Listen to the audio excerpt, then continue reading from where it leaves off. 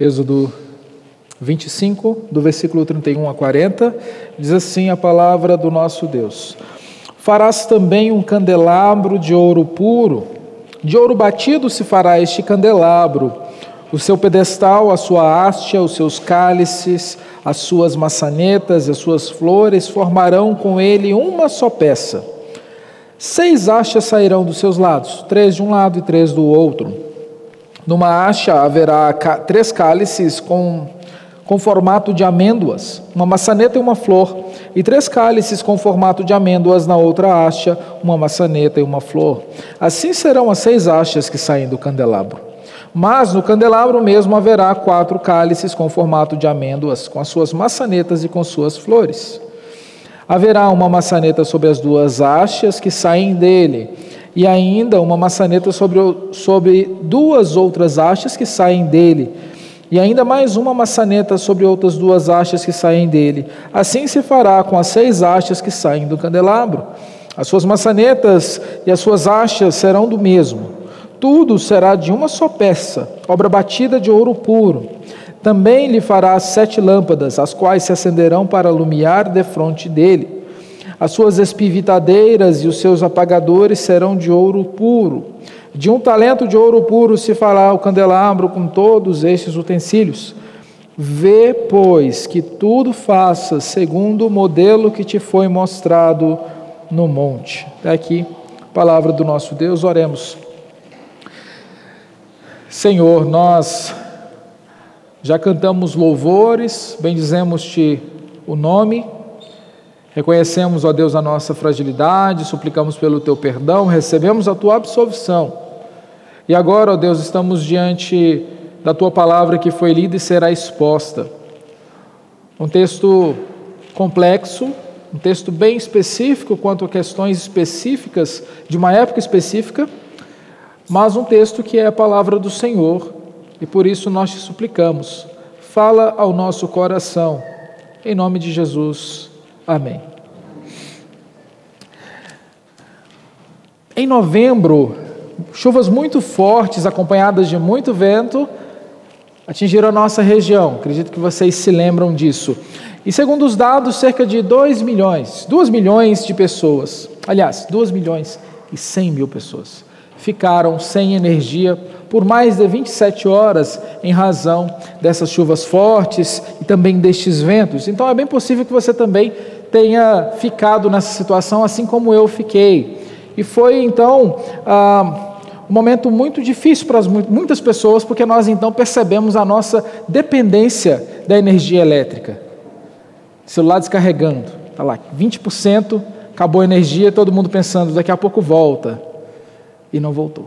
Geladeira, a água começou a escorrer, já começamos a pensar nos alimentos que estavam ali descongelando e não poderiam. Foi um dia até interessante, era o meu aniversário de casamento e nós pudemos ter então o nosso jantar à luz de velas, que a minha esposa tanto pedia. Mas, meus irmãos, sabemos então que naquela data, naquele período, não foi fácil. E o que nós percebemos é que nós de fato somos dependentes dessa energia. Mas nós aprendemos uma outra coisa também. Nós podemos sobreviver sem. Nós passamos por aquilo e conseguimos sobreviver. De fato, existem irmãos aqui que são de épocas muito mais difíceis que a atual, em que as coisas que nós estamos hoje presos, antes não existiam. Mas mesmo esses irmãos que já viveram tempos diferentes, passaram por dificuldades numa data como aquela. A verdade é, sobreviveram. Nós conseguimos superar isso. Mas tem uma coisa na nossa vida que nós não podemos viver sem. Existe algo que cada um de nós aqui não pode ficar sem. Isso é a presença de Deus. Nenhum de nós aqui sobrevive sem a presença do nosso Deus, que é manifesta de maneira benévola, de maneira boa, para todos nós que cremos no nosso Senhor Jesus Cristo. E o texto que nós lemos fala exatamente sobre isso, sobre a presença de Deus. Como assim? Nós lemos um texto que fala sobre a construção de um candelabro.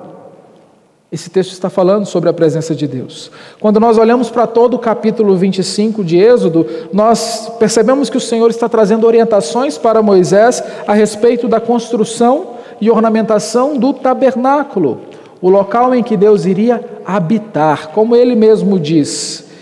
Evidentemente que esse habitar é uma forma de dizer que é onde ele se manifestaria em favor do seu povo. O tabernáculo, inicialmente, antes do templo, era então o local da presença de Deus. Então, o texto que nós estamos lendo está falando sobre este assunto, a presença de Deus. Não faria sentido, portanto, que aqui estivesse falando de outra coisa, embora sejam coisas difíceis para nós entendermos apenas lendo esse texto rapidamente. Acontece que depois das primeiras instruções, o Senhor fala sobre a necessidade da construção de uma arca. Logo em seguida, o Senhor fala da construção de uma mesa. E agora ele fala sobre a construção de um candelabro muito bonito, que deveria ter 3 hastes para a direita e 3 para a esquerda, e uma central que seguraria essas outras 3. Então, Deus traz aqui as orientações para Moisés de um candelabro que tinha um significado muito importante. E que significado é esse? O que será que esse candelabro significa? Significa o mesmo que todo o capítulo está apontando. Significa a presença de Deus.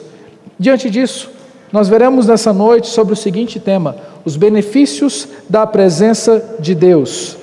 E a primeira verdade que nós aprendemos neste texto, à luz dessa construção desse candelabro, é que na presença de Deus nós encontramos vida.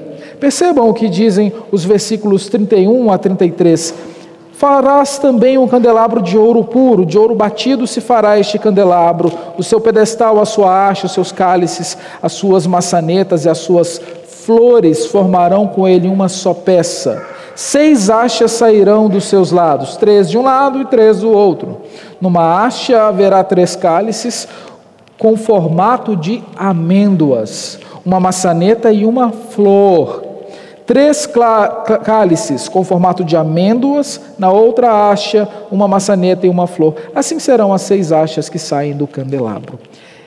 Essa é a hora que nós olhamos para o texto bíblico, ao lado das genealogias, na nossa leitura particular, e folhamos para o lado. Mas nós não podemos fazer isso. A Escritura é a palavra de Deus, e o que nós aprendemos aqui é muito precioso. Nós estamos vendo, meus irmãos, o Senhor orientando a construção, a ornamentação de um candelabro. Por que um candelabro? Por que será que o Senhor escolheu esse elemento para estar no local da sua habitação? Por que será que Deus pediu então que isso fosse confeccionado? Agora percebam,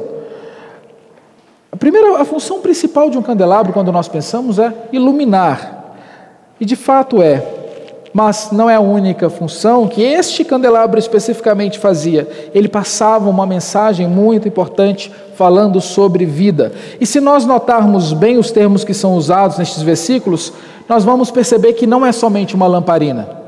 Quando nós olhamos para esses 3 primeiros versículos que lemos, nós não estamos vendo apenas a confecção de algo que serviria para iluminar. Percebam que 2 termos aparecem bastante: flores e amêndoas. Por que será que o Senhor deseja, portanto, falar sobre isso?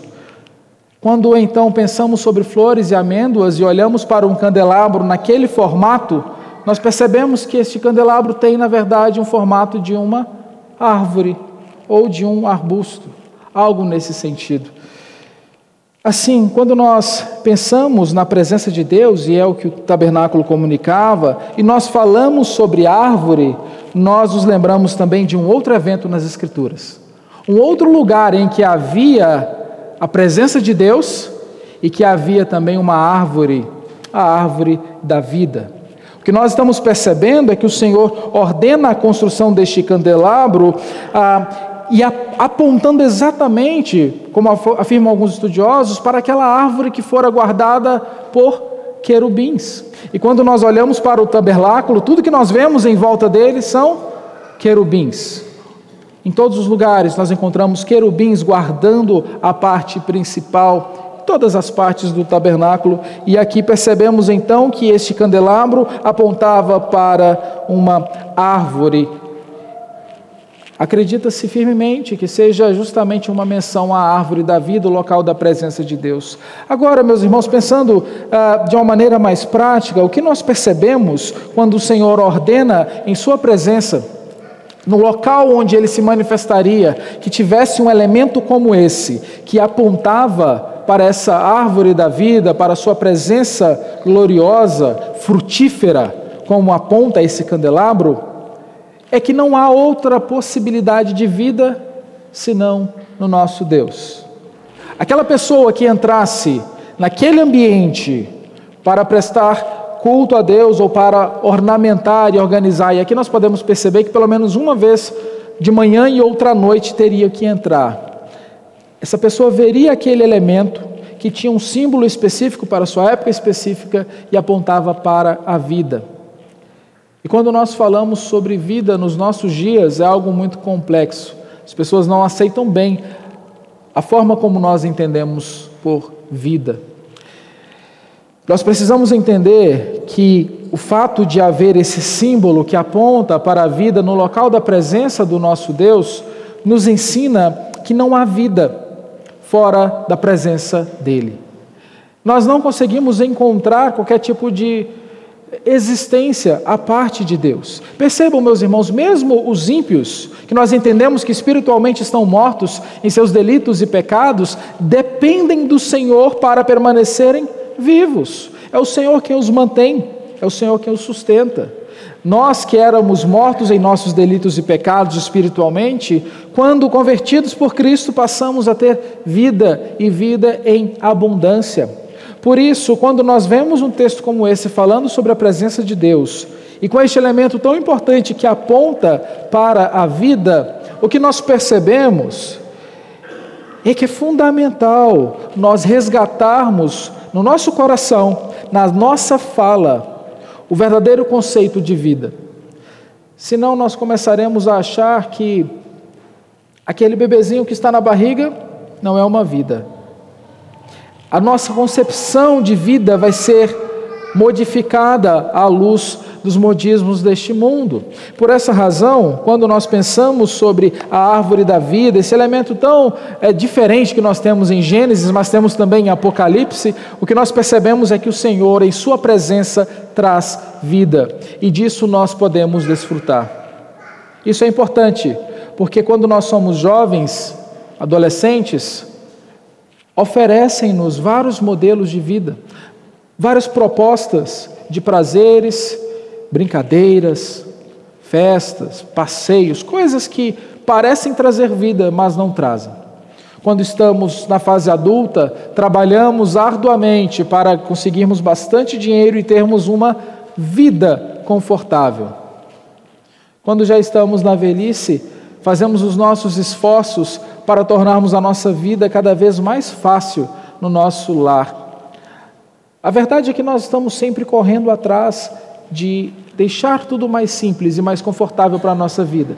Mas, acima de tudo, nós não podemos perder na nossa concepção, na nossa mente, que a vida provém do nosso Senhor. A vida vem daquele que é o dono dela, o nosso Deus. Continuando a partir do versículo 34, uma outra verdade que nós observamos é que na presença de Deus, além de encontrar vida, nós encontramos também instrução. Diz assim, a partir do versículo 34, mas no candelabro mesmo haverá 4 cálices com formato de amêndoas, com as suas maçanetas e com suas flores. Haverá uma maçaneta sobre 2 hastes que saem dele, e ainda uma maçaneta sobre 2 outras hastes que saem dele, e ainda mais uma maçaneta sobre 2 outras hastes que saem dele. Assim se fará com as 6 hastes que saem do candelabro. As suas maçanetas e as suas hastes serão do mesmo, tudo será de uma só peça, obra batida de ouro puro. Quando nós lemos versículos como estes, que são instrutivos quanto à construção de um item do tabernáculo, ou mesmo do templo, coisa tão distante da gente, nós olhamos e pensamos, o que o Senhor quer falar conosco? O que Deus deseja nos ensinar? E nós percebemos aqui palavras que são diferentes. Maçaneta. Essa maçaneta aqui não é aquela que a gente usa para abrir a porta. É algo diferente. É a parte onde se segurava nesse candelabro, porém mais na base. Isso aqui tudo que está sendo dito, na língua em que foi escrito, tem muito a ver com árvore, com raízes, mesma coisa com as hastes e assim por diante. Então são termos que de fato são difíceis para nós. Mas o que nós percebemos novamente é a presença da fala sobre amêndoas e suas flores. Por que o texto está falando sobre isso tanto? Por que toda hora aqui volta a citar sobre amêndoas, sobre flores? Por que será que isso está sendo dito com tanta ênfase? Meus irmãos, nós temos um outro momento em que uma amendoeira ou a vara de uma amendoeira é citada. Um momento próximo a esse, vários outros. O profeta Jeremias cita, mas nós encontramos também em Números 17. Acredito que os irmãos se lembram daquele momento em que parte do povo de Israel estava meio revoltado com a liderança de Moisés e Arão, e eles queriam receber ordens diretas de Deus. Eles queriam também receber a informação do Senhor sem depender de Moisés e sua liderança. E então eles são ordenados a fazer o seguinte: cada um pegaria ali uma vara de amendoeira, colocaria em determinado lugar. Fizeram isso. No dia seguinte, somente aquela que Arão havia posto florescera. E o que o Senhor estava ensinando com isso? Dele e da sua liderança, vocês receberão a instrução. O que nós aprendemos ali, em Números 17, é o que o Senhor fala a todos, ainda que não fale por meio de todos, naquele contexto específico. O povo, portanto, percebe que Arão tinha aquela liderança. E agora a gente volta para Êxodo 25 e vemos que no versículo 34 está nos dizendo que haverá 4 cálices com formatos de amêndoas, com suas maçanetas e com suas flores. Assim como somente aquela vara que Arão havia posto florescera, aqui também nós temos flores de amêndoas para mostrar o mesmo significado. Deus instrui o seu povo. Então quem entrasse naquele local e visse aquele candelabro, primeiramente se lembraria daquela árvore da vida, que o Senhor traz vida. Viria também e entenderia que o Senhor instrui o seu povo, justamente porque é a forma como ele se manifestou naquela ocasião específica. Como isso se aplica à nossa vida? Nós não temos um tabernáculo, nós não temos um templo como nos moldes e nos significados do templo que se viria a seguir, e nós não precisamos sequer esperar a reconstrução deste outro. Mas uma coisa nós temos em comum com aquele povo: a instrução do Senhor. Meus queridos irmãos, quantas vezes nós desprezamos isso? Aqui existe um momento todo simbólico, algo bem dramático, em que alguém entraria no local da presença de Deus e algo fantástico aconteceria ali. Hoje, nós temos este algo fantástico, que é a presença do nosso Deus, pronta na nossa vida, sem necessitarmos de elementos como um candelabro, ou mesmo como uma arca, ou ainda um tabernáculo. A presença do Senhor se faz no nosso meio por intermédio do nosso Senhor Jesus Cristo. Assim como temos vida em Jesus, em Cristo nós também temos instrução, e nós podemos, portanto, ouvir a voz do nosso Deus. Ouvimos por meio da exposição bíblica, toda vez que alguém prega fielmente, anunciando as verdades de Deus, nós temos uma instrução que vem do Senhor. Todas as vezes que nós, com humildade, nos colocamos diante do Senhor e de Sua palavra, oramos, lemos, buscamos ao Senhor, nós estamos desfrutando também da instrução que vem do Senhor. E por vezes nós temos negligenciado isso. Nós temos o costume de, debilmente, nas nossas dificuldades, falhas, procurar a palavra do Senhor somente naqueles momentos que são mais apertados.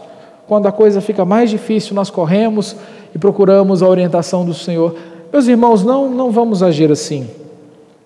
Mesmo nos tempos bons, e talvez principalmente neles, busquemos ao Senhor com avidez, com disposição de coração, com humildade, Nós não carecemos mais de um sacerdote ordenado que entre um tabernáculo, ofereça sacrifícios por nós e haja então a manifestação. O nosso Senhor Jesus Cristo já cumpriu tudo isso e nós podemos, portanto, desfrutar da instrução que vem do nosso Deus. Agora, a partir do versículo 37, nós percebemos também uma outra verdade. Na presença de Deus encontramos luz. Versículo 37 diz assim: também lhe farás 7 lâmpadas, as quais se acenderão para alumiar defronte dele. As suas espivitadeiras e os seus apagadores serão de ouro puro. De um talento de ouro puro se fará o candelabro com todos estes utensílios. Vê, pois, que tudo faças segundo o modelo que te foi mostrado no monte. E aqui vem o candelabro cumprindo a sua função principal: iluminar. Vem a orientação das lâmpadas. Também lhe farás lâmpadas as quais se acenderão para alumiar defronte dele. Aquele ambiente todo preparado para um serviço de culto, não o culto público como nós temos, mas aquele que seria prestado pelo sumo sacerdote. Ali nós temos, portanto, um exemplo, algo que apontava para a necessidade de luz. Ora, se precisava de luz é porque havia trevas. E esse cenário dramático, como eu já mencionei, que aponta para a necessidade do homem de perdão e de reconciliação com Deus, aqui nós encontramos a orientação das 7 lâmpadas. Nós sabemos que existe todo um significado por trás do número 7, vemos também em relação às lâmpadas e esses detalhes, mas o mais importante que nós temos aqui é que existe a orientação no versículo 40, que diz assim: vê, pois, que tudo faças segundo o modelo que te foi mostrado no monte. Percebam, meus irmãos, o candelabro aqui servindo para alumiar aquele ambiente, aquele local, e o Senhor recomenda firmemente: faça tudo como foi mostrado no monte. Nós percebemos que nos versículos anteriores existe a orientação por escrito. E é uma orientação que nos leva a ter certa dificuldade de entender. Repete-se muito as mesmas palavras, os mesmos termos, várias vezes falando a mesma coisa. É um texto complexo para nós lermos, mas o que nós percebemos em toda essa narrativa, em todo esse texto, é que tudo acompanha para o versículo 40, tudo flui no versículo 40. Tenha cuidado de fazer conforme foi orientado por Deus. Porque esse candelabro deveria ser construído adequadamente para alumiar aquele ambiente, e o Senhor seria então adorado ali e teria satisfação nisso. Meus queridos irmãos, nós temos aqui um privilégio muito grande, de não carecermos de uma luz que venha de um candelabro. Existem muitas pessoas que ainda estão presas nessas práticas, que cumpriram o seu propósito específico, cumpriram-se em Cristo, aquele que é a luz do mundo. O apóstolo João nos ensina em 1 de João 1, 5 e 6, dizendo assim: ora, a mensagem que da parte dele temos ouvido e vos anunciamos é esta, que Deus é luz e não há nele treva nenhuma. Se dissermos que mantemos comunhão com ele e andarmos nas trevas, mentimos e não praticamos a verdade. Essa é a mensagem que João diz que nós ouvimos de Jesus Cristo, nos ensinando que se nós queremos andar na luz, nós precisamos obedecer aquilo que o Senhor mandou. O próprio profeta Isaías, no capítulo 9, versículo 2, diz assim: o povo que andava em trevas viu grande luz, e aos que viviam na região da sombra da morte, resplandeceu-lhes a luz. Nós não andamos no escuro, não andamos em trevas. A vida do ímpio se assemelha à de alguém que está dirigindo numa serra extremamente perigosa, cheia de curvas, com o farol apagado. Já a nossa vida é diferente. Nós não estamos em trevas, não precisamos ter medo das trevas, porque elas não vão triunfar contra a luz do nosso Senhor Jesus Cristo. E esse texto que fala sobre esse instrumento tão peculiar, que nós sequer temos em casa, e não devemos tê-lo, esse instrumento apontava exatamente para aquele que seria depois manifesto como a luz do mundo. E nós cantamos isso. Luz do mundo que veio à terra, e nós cremos nisso.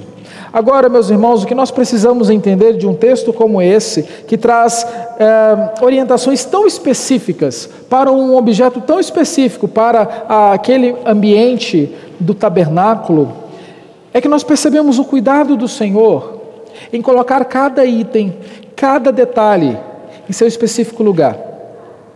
O que nós percebemos é que o Senhor se preocupava muito com a organização de tudo ali.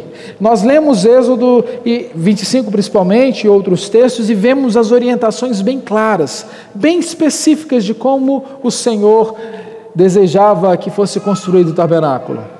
Mudando o que deve ser mudado, mas partindo do mesmo princípio, o Senhor declara claramente, como o próprio termo diz, como deve ser adorado. E Ele faz isso na Escritura. Por isso eu gostaria que, já partindo para o final, nós pensássemos como é importante que nós adoremos a Deus da maneira como Ele prescreveu. Um texto tão rico como esse, que traz coisas tão específicas do contexto, que nós não entendemos tão bem, nos mostra um Deus cuidadoso, preocupado, que define linha por linha de como tudo deve ser feito. E não nos convém, portanto, agir de maneira diferente. Nós não precisamos buscar ouro, nem nada disso para construir candelabros. Mas nós precisamos nos apoiar na palavra do nosso Deus e adorá-lo como Ele exige adoração. Acima de tudo, meus irmãos, tudo isso aqui de Êxodo 25 apontava para a pessoa do nosso Senhor Jesus Cristo. Se com este exemplo nós encontramos sobre vida, em Cristo nós encontramos vida em abundância. Se neste candelabro nós encontramos instrução, em Cristo nós encontramos as palavras da vida eterna, que somente Ele tem para oferecer. Se este candelabro apontava também para a sua função principal, que é luz, em Cristo nós temos a luz do mundo. Aquele que até o sol se torna tímido. Em Apocalipse nós vemos a árvore da vida, mas nós não vemos candelabro. Nós também não vemos a necessidade de luz, porque o nosso Senhor Jesus Cristo é a luz. Ele é quem todas essas coisas prefiguravam. Nós não precisamos abraçá-las, mas nós precisamos entendê-las. E por essa razão podemos, portanto, descansar no nosso Deus, certos de que nele nós temos tudo quanto precisamos. Reflita, pense como você tem vivido, se você tem buscado vida em seus prazeres, sua satisfação, se a sua vida se resume a trabalho, se resume a lazer, talvez trabalhando de menos. Busque, portanto, observar na sua vida se você tem procurado instrução nos gurus do nosso tempo, na autoajuda, nos conselheiros que nada sabem de aconselhar. E se você tem buscado luz em si próprio, pensando ser talvez como o sol que emana luz própria. Nós precisamos refletir e pensar nisso e ver como nós temos vivido. Mas acima de tudo, que tenhamos de maneira bem firme e clara no nosso coração que o nosso Senhor Jesus Cristo nos trouxe tudo quanto precisamos, nos deu vida em abundância, nos traz as palavras da vida eterna e também é a luz que nos guia, mesmo nos caminhos escuros. Ele é o nosso brilho celeste. Que o Senhor nosso Deus nos abençoe e nos guarde. Amém.